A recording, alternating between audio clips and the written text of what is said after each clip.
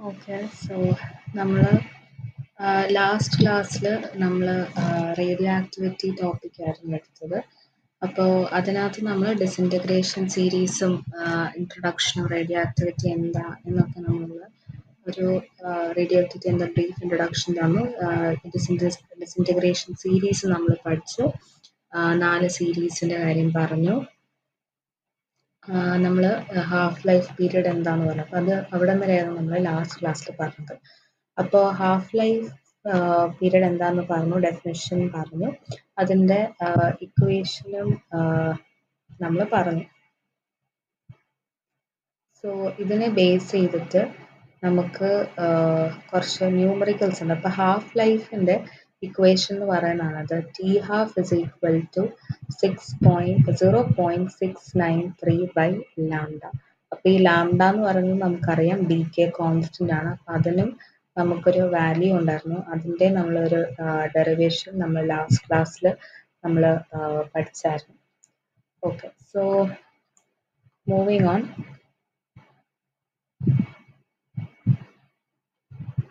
നമ്മളതിൻ്റെ പ്രോബ്ലംസ് നോക്കാൻ പോവാണ്.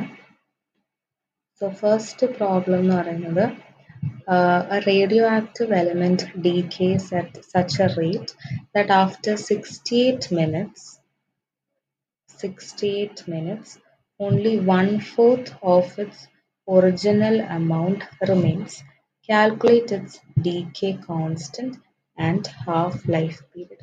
അപ്പോൾ ഇതിനകത്ത് നമുക്ക് നമ്മളോട് ചോദിച്ചേക്കുന്ന ക്വസ്റ്റ്യനകത്ത് നമുക്ക് കണ്ടുപിടിക്കാനായിട്ട് ചോദിച്ചേക്കുന്നത് ഡീകേ കോൺസ്റ്റന്റും ഹാഫ് ലൈഫ് പീരീഡ് ആണ് നമ്മൾ കണ്ടുപിടിക്കുന്നത്. അപ്പോൾ ഡീകേ കോൺസ്റ്റന്റ് എന്താ, അതിൻ്റെ റെപ്രസെൻറ്റേഷൻ എങ്ങനെയാ, ലാംഡ.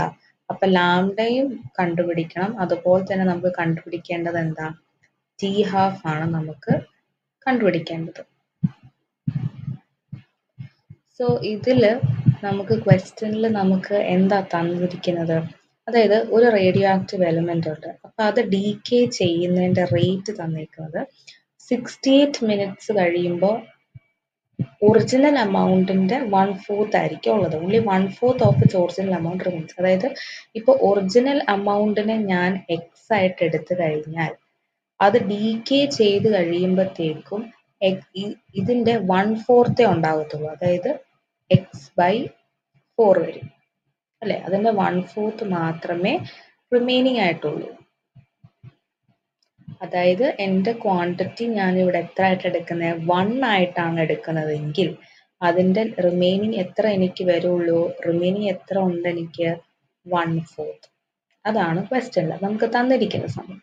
അപ്പോൾ നമുക്കറിയാം ഡി കെ കോൺസ്റ്റന്റിന്റെ equation lambda is equal to 2.303 by T log n0/n. ഇതാണ് നമ്മളുടെ ഇക്വേഷൻ, ഈ ഡി കെ കോൺസ്റ്റന്റിന്റെ ഇക്വേഷൻ എന്ന് പറയുന്നത്.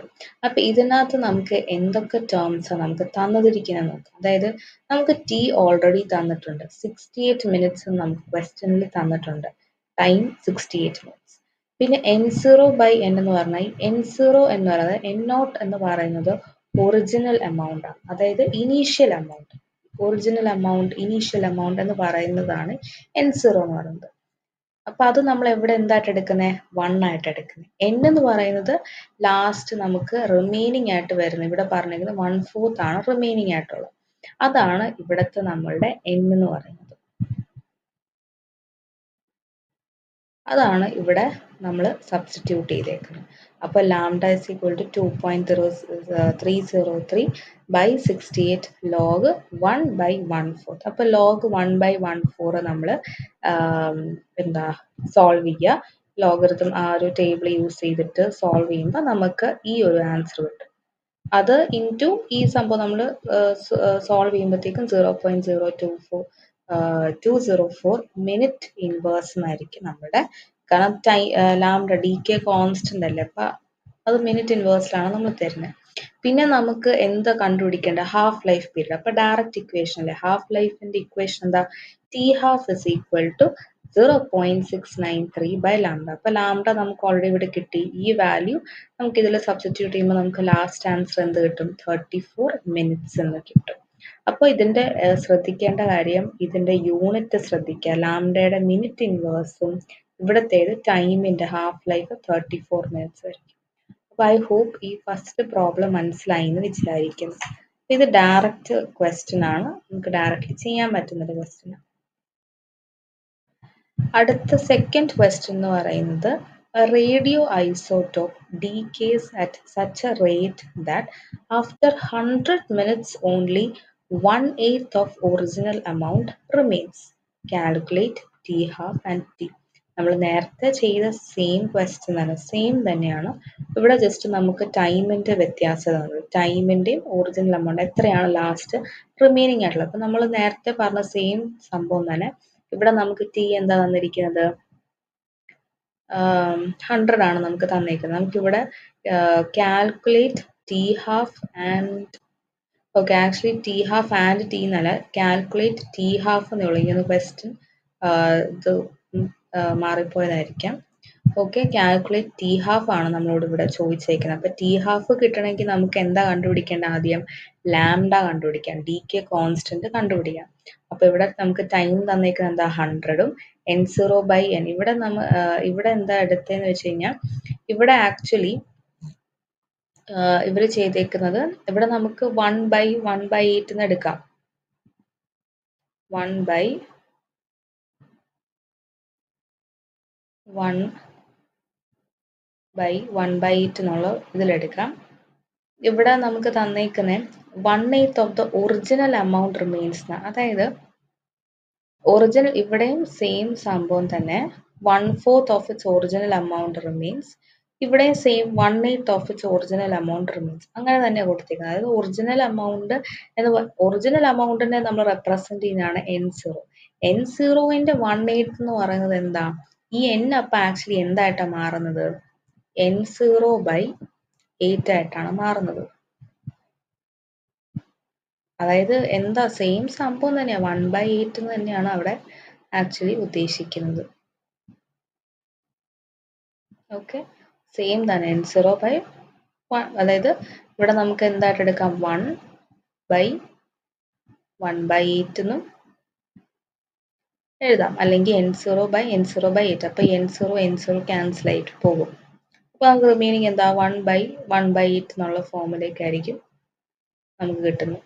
അപ്പോൾ നമുക്ക് ലാംഡയുടെ വാല്യൂ കിട്ടി. പിന്നെ നമ്മൾ ഈ ഡയറക്റ്റ് ഇതിന് ടി ഹാഫിലെ ഇക്വേഷനിലേക്ക് നമ്മൾ സബ്സ്റ്റിറ്റ്യൂട്ട് ചെയ്യാണ് ചെയ്യുന്നത്. അപ്പോൾ നമുക്ക് ആൻസർ എത്ര കിട്ടി, 33.3 മിനിറ്റ്സ് എന്ന് കിട്ടി. അപ്പോൾ ഐ ഹോപ്പ് അത് ക്ലിയർ ആണെന്നുള്ളത്. അടുത്ത ഒരു മൂന്നാമത്തെ പ്രോബ്ലമാണ് നമുക്ക് കണ്ടുപിടിക്കേണ്ടത്. ഇവിടുത്തെ radio active റെഡോൺ lost half it's activity in 3 days and 30 hours. Calculate the value of disintegration constant and average life period. അപ്പോൾ നമ്മളിവിടെ ആവറേജ് ലൈഫ് പീരിയഡ് എന്ന് പറയുമ്പോഴത്തേക്കും ഉടനെ നമ്മൾ വിചാരിക്കുന്നത് ടി ഹാഫ് ആണ്. ആവറേജ് ലൈഫ് പീരിയഡിന് ഒരു ഇക്വേഷൻ ഉണ്ട്, അത് നമ്മൾ പറഞ്ഞിട്ടില്ല. അപ്പോൾ ആവറേജ് ലൈഫ് പീരിയഡ് എന്ന് പറയുന്നത് എന്താ, it is a reciprocal of D K constant. അതായത് ആവറേജ് ലൈഫ് പീരിയഡ് എന്ന് പറയുന്നത് reciprocal of D K constant lambda. അതായത് നമ്മളുടെ ഇക്വേഷൻ ആവറേജ് ലൈഫ് പീരിയഡിനെ നമ്മൾ റെപ്രസെന്റ് ചെയ്യുന്നത് ടോ ആയിട്ടാണ് നമ്മൾ റെപ്രസെന്റ് ചെയ്യുന്നത്. ഓക്കെ, ആവറേജ് ലൈഫ് പീരിയഡ് എന്ന് പറയുന്നത് ടോ. അപ്പോൾ അത് ഇക്വേഷൻ നോട്ട് ചെയ്ത് വെച്ചോ. ഇത് ആവറേജ് ലൈഫ് പീരിയഡിന്റെ ഇക്വേഷനാണ്. ടോ ഇസ് ഈക്വൽ ടു എന്താ വരിക, tau is equal two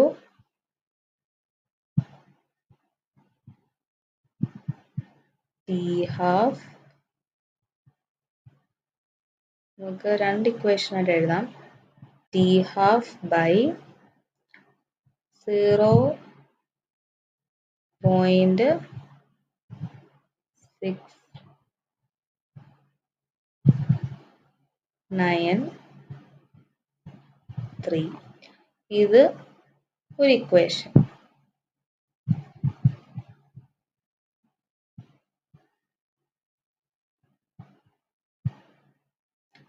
or else അല്ലെങ്കിൽ average life tau is equal to 1.44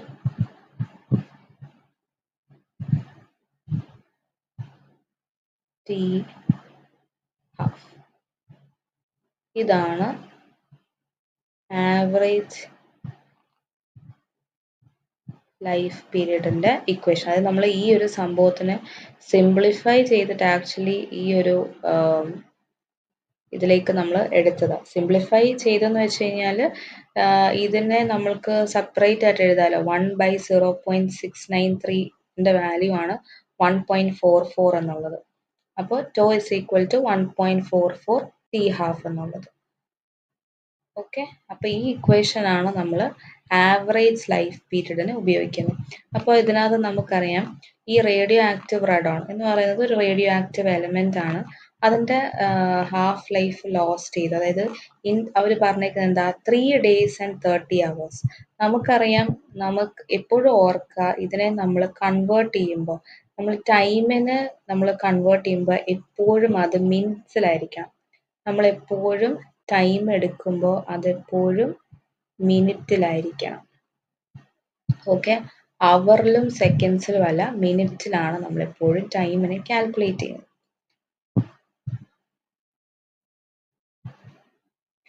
അപ്പോൾ നമുക്ക് ഇനിയിപ്പോൾ ഈ 3 days and 30 hours എന്നുള്ളത് നമുക്ക് മിനിറ്റിലേക്ക് കൺവേർട്ട് ചെയ്യണം. എങ്ങനെയാ?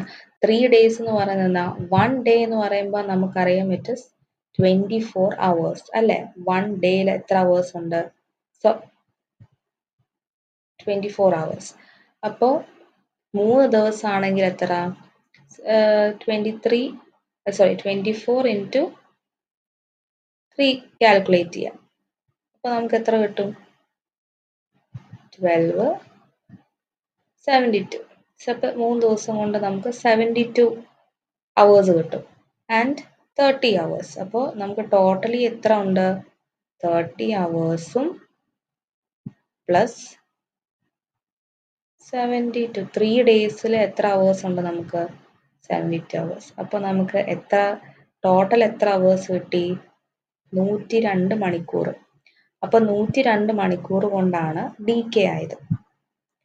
ഓക്കെ, 102 മണിക്കൂർ കൊണ്ടാണ് ഡീകേ ആയത്. ഈ 102 മണിക്കൂറിനെ നമുക്കിനി മിനിറ്റ്സിലേക്ക് കൺവേർട്ട് ചെയ്യണ്ടേ? അതെങ്ങനെയാണ് നമ്മൾ കൺവേർട്ട് ചെയ്യുന്നത്? ഇവിടെ നമ്മൾ സബ്സ്റ്റിറ്റ്യൂട്ട് ചെയ്യുമ്പോൾ, അത് ഡിസിൻറ്റഗ്രേഷൻ കോൺസ്റ്റന്റ് എന്ന് പറയുമ്പോൾ ലാംഡ ഇക്വേഷനകത്ത് ഇട്ടു. ടി ഹാഫിൻ്റെ അവിടെ 102 hours into 60, അതായത് 1 hour is equal to 60 minutes അല്ലേ? 1 hour എന്ന് പറയുന്നത് എത്ര?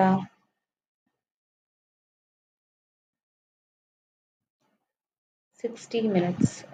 അപ്പോൾ 102 hours എന്ന് പറയുമ്പോൾ നമുക്ക് എത്ര കിട്ടും? ഇത് രണ്ടും കൂടെ മൾട്ടിപ്ലൈ ചെയ്താൽ പോരെ? 102 into 60 ചെയ്യുമ്പോഴത്തേക്കും എത്ര ഫുള്ള് ഉള്ളൊരു മിനിറ്റ്സ് കിട്ടും. അതായത് 3 days-ൻ്റെയും 30 hours-ൻ്റെയും മിനിറ്റ്സ് നമുക്ക് കിട്ടും. സോ അതാണ് ഈ വാല്യൂ ഇവിടെ കൊടുത്തേക്കുന്നത്. ഇനി ആവറേജ് ലൈഫ് പീരീഡ് കണ്ടോ? നമ്മൾ യൂസ് ചെയ്ത ഇക്വേഷൻ എന്താ? 1.433 into T half. T half ഇവിടെ എത്ര കിട്ടിയത്? ഈ വാല്യൂ. അതാണ് ഇവിടെ ഡയറക്റ്റ് 102 into ഈ വാല്യൂ അല്ല, ടി ഹാഫ് എന്ന് പറയുന്നത് എത്ര ടൈമാണ് എടുക്കേണ്ടത്? 102 into 60. അപ്പോൾ നമുക്ക് ഇത്രയും മിനിറ്റ്സ് കിട്ടും. ഇതാണ് 3 പ്രോബ്ലംസ് ഇതിനകത്ത് ഉള്ളത്, പഠിക്കാനായിട്ടുള്ള 3 പ്രോബ്ലംസ്. അപ്പോൾ ഇത് ഡയറക്റ്റ് ഇക്വേഷൻ, അതായത് നമുക്ക് ആകെ 3 ഇക്വേഷൻസ് ഇതിനകത്ത് പഠിക്കാനുള്ളൂ. ഒന്ന് ഡീകേ കോൺസ്റ്റന്റ്, അതായത് ലാംഡയുടെ ഇക്വേഷൻ, അതായത് ഈ ഇക്വേഷൻ പറഞ്ഞേക്കുന്നത് 2.303/t log n0/n. n0 എന്ന് പറയുന്നത് എപ്പോഴും ഒറിജിനൽ എമൗണ്ട്, അതായത് എപ്പോഴും ഇനീഷ്യൽ എമൗണ്ട് പറഞ്ഞു. n എന്ന് പറയുന്നത് ആ ഒറിജിനൽ എമൗണ്ടിൽ നിന്ന് ഡീകേ ആയി കഴിഞ്ഞിട്ട് ലാസ്റ്റ് വരുന്ന ഒരു എത്ര എമൗണ്ട് ബാലൻസ് കിടക്കുന്നു എന്നുള്ളത്, അതാണ് ആക്ച്വലി n എന്ന് പറയുന്നത്. ഓക്കെ, അതാണ് ആ ഓരോ ടേംസ് പറയുന്നത്. അത് കഴിഞ്ഞിട്ട് പിന്നുള്ളത് ഏതാ? ടി ഹാഫ്, അതായത് ഹാഫ് ലൈഫ് എന്ന് പറയുമ്പോൾ എത്ര? 0.693/λ വരും. പിന്നെ നമ്മൾ അടുത്തൊരു ഇക്വേഷൻ പഠിച്ചത് ഏതായിരുന്നു? Average life period. Average life പീരിയഡിന് ഡെഫിനിഷൻ ചോദിച്ചാൽ എങ്ങനെ പറയുന്നത്? It is a reciprocal of the decay constant, അതായത് ലാംഡ. അപ്പോൾ അതിനെ റെപ്രസെന്റ് ചെയ്യുന്ന എന്താ? ടോ എന്ന് പറയുന്ന ഇതിലാണ് അതിനെ റെപ്രസെന്റ് ചെയ്യുന്നത്. ആൻഡ് ഇക്വേഷൻ എന്താ? 1.44 ടി ഹാഫ്. 1.44 അല്ലെങ്കിൽ 1. ഇതിനകത്ത് ഇപ്പൊ നമ്മൾ യൂസ് ചെയ്തത് 1.433 അല്ലെങ്കിൽ 1.44 ഏകദേശം സെയിം ഇത് തന്നെയായിരിക്കും വരുന്നത്, വലിയ വ്യത്യാസമില്ല. സോ ഇതാണ് ഹാഫ് ലൈഫ്, ഇത്രയാണ് വരുന്നത്. പിന്നെ നമ്മൾ ഡിസിൻറ്റഗ്രേഷൻ സീരീസ് നമ്മൾ ഡിസ്കസ് ചെയ്തായിരുന്നു. ഇനിയിപ്പോൾ artificial radio activity. Artificial radio activity എന്ന് പറയുമ്പോഴത്തേക്കും ചില സ്റ്റേബിൾ എലമെന്റ്സ്, ഇപ്പം അതായത് ഇപ്പോൾ ഇതിനകത്ത് എക്സാമ്പിൾ ഇപ്പോൾ boron, magnesium, aluminium, when these stable എലമെന്റ്സിനെ നമ്മളൊരു ഹൈ എനർജി ആൽഫ പാർട്ടിക്കിൾസുമായിട്ട് വല്ലതും നമ്മൾ ബോംബാർഡ് ചെയ്ത് ഹൈ എനർജി വെച്ചിട്ട് അതിനെ കൊളൈഡ് ചെയ്യിപ്പിച്ചാൽ എന്ത് പറ്റും? അത് റേഡിയോ ആക്റ്റീവ് ആയിട്ട് മാറും. അപ്പോൾ അവർ റേഡിയോ ആക്റ്റീവ് ആകുമ്പോഴത്തേക്ക് എന്ത് പറ്റും? അവർ പ്രോട്ടോൺസ്, ന്യൂട്രോൺ, പോസിട്രോൺസ് ഒക്കെ ഇമിറ്റ് ചെയ്യാൻ തുടങ്ങും. അപ്പൊ ഈ ഒരു ഫിനോമിനൻ, ഈ ഒരു പ്രോസസ്സിനെയാണ് നമ്മൾ ഈ ആർട്ടിഫിഷ്യൽ റേഡിയോ ആക്ടിവിറ്റി എന്ന് പറയുന്നത്. This phenomenon of producing artificial radioactive elements by bombarding a stable nucleus with fast moving projectiles-നെയാണ് നമ്മൾ ആർട്ടിഫിഷ്യൽ അല്ലെങ്കിൽ ഇൻഡ്യൂസ്ഡ് റേഡിയോ ആക്ടിവിറ്റി എന്ന് പറയുന്നത്. ഇതാണ് ഇതിന്റെ ഡെഫിനിഷൻ എന്ന് പറയുന്നത്. അതായത് when some stable, ഇത് ഇവിടെ തൊട്ട് എഴുതിയാൽ മതി, some stable elements like എന്താ ബോറോൺ, മെഗ്നീഷ്യം, അലുമിനിയം, ഈ എലമെന്റ്സിനെ നമ്മളിപ്പോൾ ഏതെങ്കിലും ഒരു റേഡിയോ ആക്റ്റീവ് ഹൈ എനർജി ആയിട്ടുള്ള ഒരു ആൽഫ പാർട്ടിക്കിൾസ് വെച്ച് നമ്മൾ ബോംബാർഡ് ചെയ്യുമ്പോൾ അവർ എന്ത് പറ്റും? അവർ റേഡിയോ ആക്റ്റീവ് ആയിട്ട് മാറും. അതായത് ആ റേഡിയോ ആക്റ്റീവ് എന്ന് പറയുമ്പോഴത്തേക്ക് അവർ കുറച്ചും കൂടെ അൺസ്റ്റേബിൾ ആയിട്ട് പോവുകയല്ലേ ചെയ്യുന്നത്. അപ്പൊ അവരെന്ത് ചെയ്യും? അവർ ആർട്ടിഫിഷ്യൽ റേഡിയോ ആക്റ്റീവ് എലമെന്റ്സിനെ പ്രൊഡ്യൂസ് ചെയ്യാൻ തുടങ്ങും. അപ്പൊ അതിനെയാണ് നമ്മൾ ആർട്ടിഫിഷ്യൽ റേഡിയോ ആക്ടിവിറ്റി എന്ന് പറയുന്നത്. And it was discovered by Irene Joliot Curie and her husband Frederic ജോലിയറ്റ്.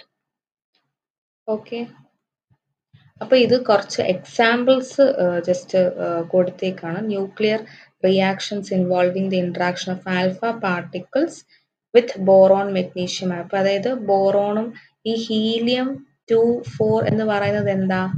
ഇത് ആക്ച്വലി ആൽഫ പാർട്ടിക്കിളാണ്. ഇവരെ നമ്മൾ ആൽഫ പാർട്ടിക്കിൾ എന്നാണ് പറയുന്നത്. ബിക്കോസ് ആൽഫ ഡികെ എന്ന് പറയുന്നത് അവർ പോസിറ്റീവ്ലി ചാർജ്ഡ്. ഈ ആൽഫ എന്ന് പറയുന്നത് ഇറ്റ് ഇസ് ആക്ച്വലി അവർ ആക്ച്വലി ഒരു പോസിറ്റീവ്ലി ചാർജ്ഡ് പാർട്ടിക്കിൾ ആയിരിക്കും. ആൻഡ് ഇവരെന്ന് പറയുമ്പോൾ ഇവരുടെ ഒരു ഡികെ എന്ന് പറയുന്നത് ഭയങ്കര സ്ലോ ആയിരിക്കും. ഈ ആൽഫ പാർട്ടിക്കിൾസിന്റെ ഇതെന്ന് പറയുന്നത് ഭയങ്കര സ്ലോ ആയിരിക്കും. ഇപ്പൊ നമ്മൾ ആൽഫ ഡികെനെ പറ്റിയിട്ട് കുറച്ച് പോയിന്റ്സ് മേളിൽ മെൻഷൻ ചെയ്യുന്നു. ആൽഫ ഡികെ, ബീറ്റ ഡികെ, അതൊന്ന് വായിച്ചു നോക്കണം. അത് പോയിന്റ്സ് ആയിട്ട് കൊടുത്തിട്ടുണ്ട്. സോ അത് വായിച്ചിട്ട് എന്തെങ്കിലും ഡൗട്ട് ഉണ്ടെങ്കിൽ അശ്വിൻ പറയണം. അപ്പൊ ഇതിനകത്ത് ഈ ആൽഫ പാർട്ടിക്കിൾ എന്ന് പറയുന്നത് ആക്ച്വലി ഒരു ഹീലിയം ന്യൂക്ലിയസ് ആണ്. അതാണ് ഇവിടെ ഹീലിയം 2 4 എന്ന് എഴുതിയിരിക്കുന്നത്. ഈ ആൽഫ പാർട്ടിക്കിൾ എന്ന് ഉദ്ദേശിക്കുന്നത് ഹീലിയം പാർട്ടിക്കിൾ ആണ്, ഹീലിയം ന്യൂക്ലിയസ് ആണ്. that contains 2 protons and 2 neutrons. Beta decay എന്ന് പറയുന്നത്, ഇപ്പൊ ബീറ്റ ഡികെ എന്ന് പറയുന്നത് അത് കുറച്ചും കൂടെ ഫാസ്റ്റ് ആയിരിക്കും. ബീറ്റ ഡികെ എന്ന് പറയുമ്പോഴത്തേക്കും അവരെന്ന് പറയുമ്പോഴത്തേക്കും നോക്കും ഒരു ന്യൂക്ലിയസ് ഒന്നുമില്ല. ഓക്കെ, അവർ ഡികെ ചെയ്യുമ്പോഴത്തേക്ക് എന്തായിട്ടാണ് നമുക്ക് തരുന്നത്? ഒരു പ്രോട്ടോണ് ഡികെ ആകുമ്പോഴത്തേക്കും ഒരു പ്രോട്ടോണും ഒരു ഇലക്ട്രോൺ, ഇതിലാണ് ബീറ്റ ഡികെക്കകത്ത് നടക്കുന്ന സംഭവം. അപ്പൊ ഇവിടെ ഹീലിയം 2 4 ഉദ്ദേശിക്കുന്നത് എന്താ? അവിടെ ആൽഫ പാർട്ടിക്കിൾ എമിഷൻ ആണ് ആക്ച്വലി നടക്കുന്നത്. ആൽഫ പാർട്ടിക്കിൾ ഡികെ ആണ് നടക്കുന്നത്. അപ്പൊ അത് ആൽഫ പാർട്ടിക്കിൾ വെച്ച് ഇപ്പൊ ബോറോണെ ബൊമ്പാർഡ് ചെയ്യുമ്പോൾ അത് എന്തായിട്ട് മാറി? നൈട്രജൻ 714 ആയിട്ട് മാറി. പിന്നെ അത് കൺവേർട്ട് ചെയ്ത് അതെന്തായിട്ട് മാറി? 713 ആയിട്ട് മാറി. അങ്ങനെ ആ ഒരു കൺവേർഷൻ. അപ്പൊ ഏതെങ്കിലും ഒരു എക്സാമ്പിളും കൂടിയിട്ട് ഇതിൽ ഏതെങ്കിലും പഠിച്ചു വെക്കാം. അതാണ് അതിനകത്ത് കുറച്ച് എന്താ ഡീറ്റെയിൽസ് ആയിട്ട് ഇങ്ങനെ പറയുന്നത് അതെങ്ങനെ വന്നു പോന്നു അങ്ങനെയുള്ളൊരു ജസ്റ്റ് ഒരു എക്സ്പ്ലനേഷൻ പോലെ അത് കൊടുത്തേക്കുന്നത്. അത് വിത്ത് എക്സാമ്പിൾ ഓരോ എല്ലാ എക്സാമ്പിൾസ് അല്ല അറ്റ്ലീസ്റ്റ് ഒരു എക്സാമ്പിൾ വെച്ചിട്ടെങ്കിലും അത് പഠിക്കാൻ ശ്രമിക്കുക. പിന്നെ അടുത്തതാണ് ന്യൂക്ലിയർ റിയാക്ഷൻ എന്ന് പറയുന്നത്. ഇപ്പോൾ ഞാൻ നോട്ട്സ് 2 പേജായിട്ട് അയച്ചു തന്നതിനകത്ത് അത് ജസ്റ്റ് ഒരു കുറച്ച് ഫ്യൂ പോയിന്റ്സ് ആണ്, കുറച്ച് പെട്ടെന്ന് ഇങ്ങനെ മനസ്സിലാക്കാന്നുള്ള രീതിയിൽ കുറച്ച് പോയിന്റ്സ് ആയിട്ടാണ് ഞാൻ എഴുതിയിരിക്കുന്നത്. അപ്പൊ അതിനകത്ത് ന്യൂക്ലിയർ റിയാക്ഷൻ എന്ന് പറയുമ്പോൾ 2 തരത്തിലുള്ള റിയാക്ഷൻ ഉണ്ട്. അതായത് ന്യൂക്ലിയർ ഫിഷനും ഉണ്ട്, ന്യൂക്ലിയർ ഫ്യൂഷനും ഉണ്ട്. അപ്പൊ രണ്ടും കൂടെ കൺഫ്യൂസ്ഡ് ആകരുത്. സോ ന്യൂക്ലിയർ ഫിഷൻ എന്ന് പറയുന്നത് എന്താ? രണ്ടും രണ്ട് റേഡിയോ ആക്റ്റീവ് എലമെന്റ്സ് സ്പ്ലിറ്റ് ആയിട്ട് പോവുക. അതായത് ഒരു വലിയൊരു സംഭവം, അതായത് ഒരു റേഡിയോ ആക്റ്റീവ് എലമെന്റ് അത് എന്തായിട്ട് മാറി, അത് രണ്ടെണ്ണമായിട്ട് സ്പ്ലിറ്റ് ചെയ്തു. അതിനെയാണ് ആക്ച്വലി ഫിഷൻ എന്ന് പറയുന്നത്. രണ്ടായിട്ട് അത് മാറി. അപ്പോൾ അതിന്റെ ഡെഫിനിഷൻ പറയുന്നത് എന്താ? Atomic nucleus of a radioactive element splits by the bombardment from an external source with simultaneous release of large amount of energy. അതായത് നമുക്ക് ഒരു എക്സ്റ്റേണൽ ഒരു സോഴ്സ് യൂസ് ചെയ്ത് ആ ഒരു റേഡിയോ ആക്റ്റീവ് എലമെന്റിനെ ബൊമ്പാർഡ് ചെയ്യുമ്പോഴത്തേക്ക് അത് രണ്ടായിട്ട് സ്പ്ലിറ്റ് ആയിട്ട് പോയി, പ്ലസ് അത് എനർജിയും കുറെ റിലീസ് ചെയ്യും. അതാണ് ആക്ച്വലി ഈ ന്യൂക്ലിയർ ഫിഷൻ ബേസിക്കലി ഉദ്ദേശിക്കുന്നത്. അപ്പോൾ the fission products would have too many neutrons compared with the stable nuclei and therefore neutrons are emitted at the time of nuclear fission. അപ്പോൾ ഈ ഒരു പോയിന്റും കൂടെ ഓർത്തിരിക്കുക. അപ്പോൾ ഫിഷൻ നടക്കുമ്പോഴത്തേക്ക് നമുക്ക് ഏറ്റവും കൂടുതൽ എന്താ വരിക? ഏറ്റവും കൂടുതൽ വരുന്നത് ന്യൂട്രോൺസ് ആണ് ആക്ച്വലി പ്രൊഡ്യൂസ് ആവുന്നത്. അപ്പോൾ the number of neutrons emitted increases as the energy of colliding neutron increases, അല്ലെങ്കിൽ the mass number of nucleus increases. അപ്പോൾ ഇതിനകത്ത് among the naturally occurring nuclides only uranium-235 can fission by thermal neutrons. അപ്പോൾ അതായത് ഇതാണ് uranium-235 split ചെയ്യുമ്പോഴത്തേക്കും നമുക്ക് തരുന്ന neutrons ആണ്. അതായത് നമുക്ക് തരുന്ന അടുത്ത റേഡിയോ ആക്റ്റീവ് എലമെന്റ്സ്. അപ്പൊ നമുക്ക് ഇത് സ്പ്ലിറ്റ് ആയിട്ട് വരുമ്പോഴത്തേക്ക് നമുക്ക് ബേരിയം, ക്രിപ്റ്റനും ന്യൂട്രോൺസും ആയിരിക്കും നമുക്ക് റിലീസ് ആയിട്ട് തരുന്നത്. അതായത് മെയിൻ ആയിട്ട് വരുന്നതെന്ന് വെച്ച് കഴിഞ്ഞാൽ ഈ ലോ എനർജി ന്യൂട്രോൺസ് ആയിട്ടായിരിക്കും ബൊമ്പാർഡ് ചെയ്യുന്നത്. അതായത് ഈ യുറേനിയത്തിനകത്ത് ഇതിപ്പോ യുറേനിയത്തിന്റെ എലമെന്റ്, ഇത് ന്യൂട്രോൺസ്. ഈ ന്യൂട്രോൺസ് വന്ന് ഈ യുറേനിയത്തിന് ബൊമ്പാർഡ് ചെയ്യുമ്പോഴത്തേക്കും ഇവര് സ്പ്ലിറ്റ് ആയിട്ട് ബേരിയം ആൻഡ് ക്രിപ്റ്റൻ ആയിട്ട് മാറും. ബേരിയം ആൻഡ് ക്രിപ്റ്റൻ ആയിട്ട് അവർ സ്പ്ലിറ്റ് ചെയ്യുന്നത്. പ്ലസ് അവർ കൂടെ എനർജിയും റിലീസ് ചെയ്യും. പിന്നെ ബാക്കി വരുന്ന ന്യൂട്രോൺസും കൂടിയിട്ട് റിലീസ് ചെയ്യും. അങ്ങനെയാണ് അവർ സ്പ്ലിറ്റ് ചെയ്ത് രണ്ട് ന്യൂക്ലിയസ് ആയിട്ട് മാറുന്നത്. അപ്പൊ ആ ഒരു എക്സാമ്പിൾ ഓർത്തിരിക്കുക. ഇത് എക്സാമ്പിൾ കാണിക്കുക. ന്യൂക്ലിയർ ഫിഷൻ എന്ന് പറയുമ്പോൾ ആ പോയിന്റ്സ് എക്സ്പ്ലെയിൻ ചെയ്തിട്ട് അവിടെ നടക്കും. അപ്പൊ ഇവിടെ എന്ത് പറ്റുമെന്ന് വെച്ചാൽ പിന്നെയും ഇത് രണ്ടും കൂടെ സ്പ്ലിറ്റ് ആയിട്ട് അടുത്ത സെറ്റ് ഓഫ് ന്യൂക്ലൈറ്റ്സ് ഫോം ചെയ്യും. അപ്പൊ അങ്ങനെ അവിടെ ഒരു ചെയിൻ റിയാക്ഷൻ ആണ് നടക്കുന്നത്.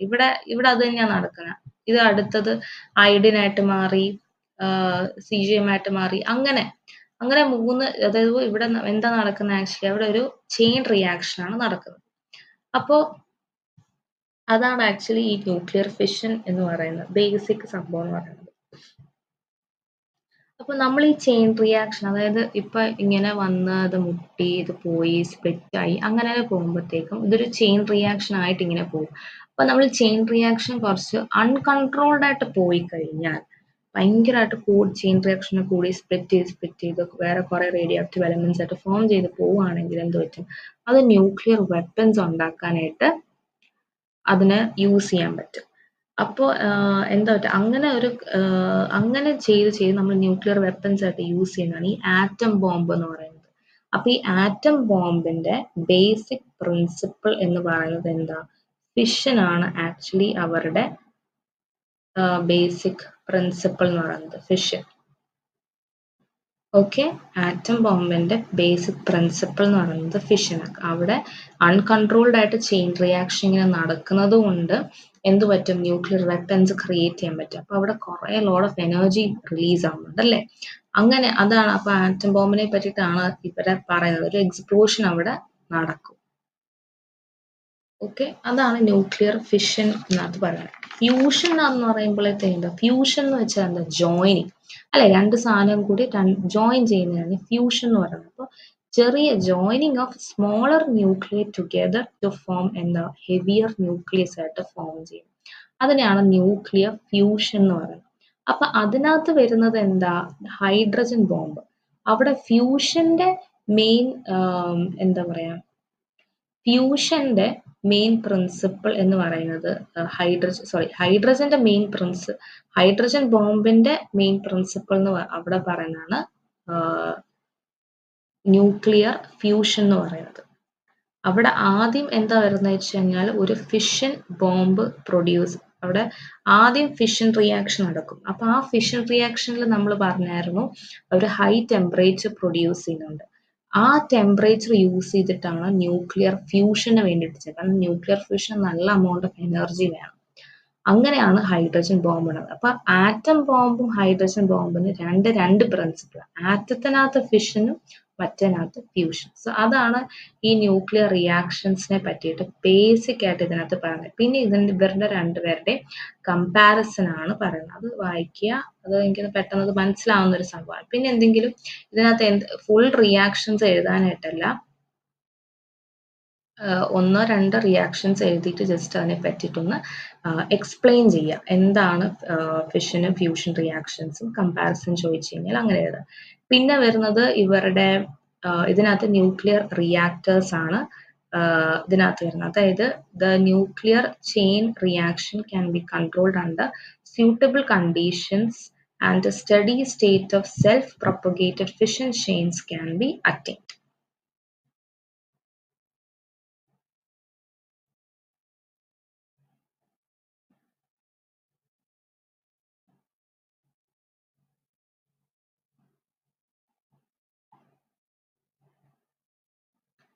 ഓക്കെ, സോ അതാണ് ഈ ന്യൂക്ലിയർ റിയാക്ടേഴ്സിനെ പറ്റിയിട്ട് പറയാൻ. അതായത് ന്യൂക്ലിയർ റിയാക്ടേഴ്സ് എന്ന് പറയുമ്പോൾ അവിടെ ഈ ഫിഷൻ റിയാക്ഷൻസ് ഒക്കെ നടക്കുന്നത്. അതായത് ഇപ്പോൾ അപ്പൊ ഈ സ്റ്റേറ്റ്മെന്റ്സ് എല്ലാം important. The number of fissions per second and the rate at which energy liberated are kept constant.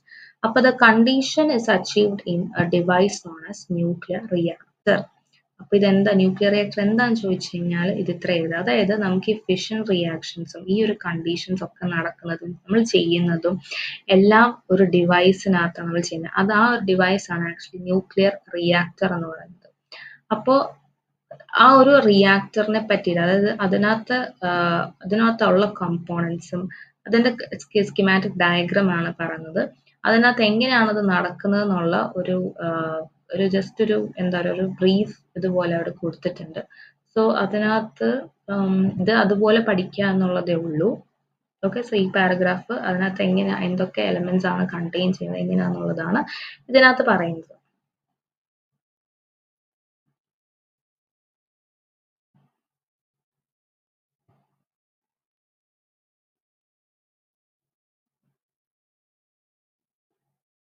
Okay, so അതായത് ഫാസ്റ്റ് ബ്രീഡർ റിയാക്ടർ, അതായത് ഇതിനകത്ത് പറയുന്നത് natural uranium contains only about 0.72% of uranium, which is fissile and undergoes fission to produce fast neutrons. അതായത് fissile എന്ന് പറയുന്നത് fission undergo ചെയ്യാൻ പറ്റുന്ന type materials ആണ്. അപ്പോൾ ഇവർക്ക് ഫിഷൻ അണ്ടർഗോ ചെയ്യാൻ പറ്റും. So the remaining is not fissile and okay. So more of ഈ ഫിസൈൽ മെറ്റീരിയൽസിനെ ആക്ച്വലി പ്രൊഡ്യൂസ് ചെയ്യാൻ പറ്റും. അപ്പൊ ആ ഒരു പ്രോസസ്സ് നമ്മൾ ചെയ്യുന്ന ഒരു റിയാക്ടറിന്റെ പേരാണ് ഈ ബ്രീഡർ റിയാക്ടർ എന്ന് പറയുന്നത്. അപ്പോൾ it may be defined as A reactor that generates more fissile material than they consume is known as breeder reactor എന്ന് പറയുന്നത്. ഇതാണ് അതിന്റെ ഡെഫിനിഷൻ ബ്രീഡർ റിയാക്ടറിനെ പറ്റി ചോദിച്ചു കഴിഞ്ഞാൽ. സോ ഇത് അതിന്റെ ഇക്വേഷൻസ് ആണ്. സോ ഇക്വേഷൻ അതിലിപ്പോ ഒരു യുറേനിയം ടു കൺവേർഷൻ ആണ് പറയുന്നത്. അപ്പോൾ അതിനകത്ത് ഇത് 3 ഉള്ളൂ. സോ ഇത് 3 ജസ്റ്റ് പഠിച്ചിട്ട് റിയാക്ടർ ഇപ്പോൾ ചോദിച്ചാൽ അതിൻ്റെ ഡെഫിനിഷൻ എഴുതുക. പിന്നെ ഈ സ്റ്റാർട്ടിങ് സ്റ്റേറ്റ്മെൻറ്റും കൂടിയിട്ട് എഴുതുക. ഓക്കെ, സോ അത്രേ ഉള്ളൂ ഇതിനകത്ത് റേഡിയോ ആക്ടിവിറ്റീനെ പറ്റിയിട്ട് പറയുന്നത്. പിന്നെ വരുന്നത് ആപ്ലിക്കേഷൻസ് ഓഫ് റേഡിയോ ആക്ടിവിറ്റി ആണ്. സോ ആപ്ലിക്കേഷൻസിനകത്ത് വരുന്നത് ആർക്കിയോളജിയിലുണ്ട് ആൻഡ് ട്രേസർ ടെക്നിക്ക് എന്ന് പറയുന്ന ഒരു ടെക്നിക്കും ഉണ്ട്.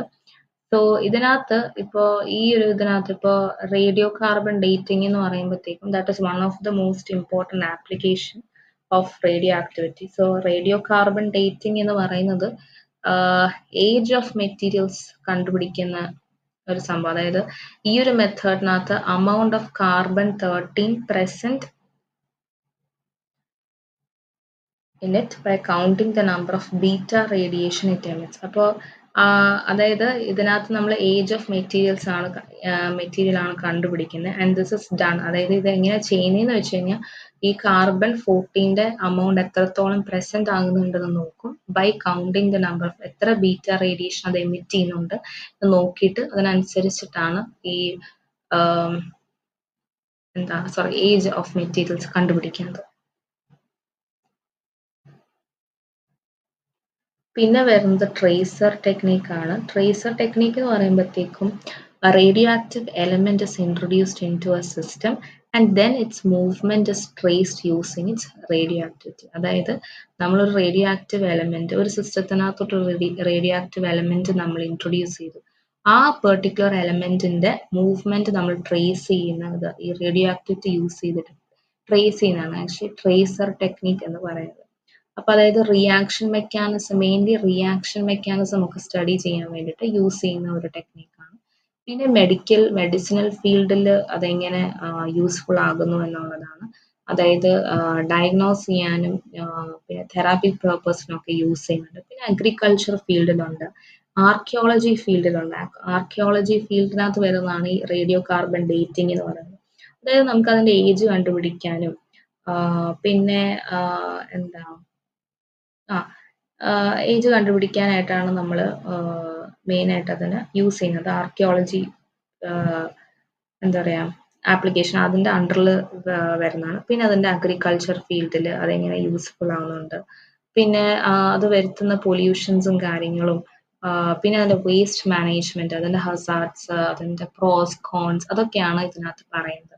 ന്യൂക്ലിയർ അതായത് എങ്ങനെ അത് കുറച്ചും കൂടെ മാനേജ് ചെയ്യാൻ വേസ്റ്റ് മാനേജ്മെൻറ്റും കാര്യങ്ങളും അതൊക്കെയാണ് അത് പോയിന്റ്സ് ആയിട്ട് കൊടുത്തിട്ടുണ്ട്.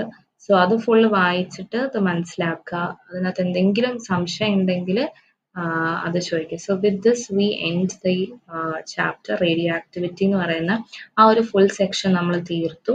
സോ അതിനകത്ത് അതിൻ്റെ പ്രോബ്ലംസും ഇക്വേഷൻസും കാര്യങ്ങളും നോട്ട് ചെയ്ത് വെക്കുക. പിന്നെ ഡെഫിനിഷൻസ് പഠിച്ചു വെക്കുക. ആകെ 3 പ്രോബ്ലംസേ ഉള്ളൂ. സോ അത് പ്രാക്ടീസ് ചെയ്യുക. Okay, so thank you.